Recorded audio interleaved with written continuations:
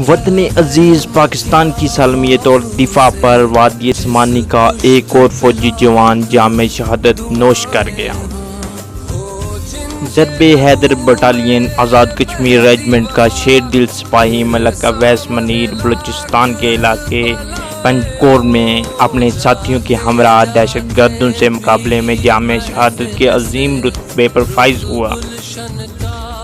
जसदे hockey गाँव college स्मानी पहुँचने पर वादी के चारों अतराफ से कसीर तादाद में अवाम इलाका ने जन्नी चौंतरा के मकाम पर शहीद के जसदे हाकी का इस्तकबाल किया। फिजा पाक फौज जिंदाबाद के नारों से गूंज उठी। 645 मुजाहिद बटालियन के चाको चौबंद दस्ते ने शहीद को सलामी पेश की। पूरे फौजी आज़ाद के साथ शहीद को सुपुर्दे हक कर दिया गया। नमाज जनाजा के इत्माम में पाक फौज के अफसरान, मेंबर कानून साज असम्बली हल्का इस्मानी चौधरी अली शान सोनी, इंफॉर्मेशन ऑफिसर बिम्बार इदनान मुख्तार, साफ़ियों वकला समेत हज़ारों अफराद ने शिरकत की।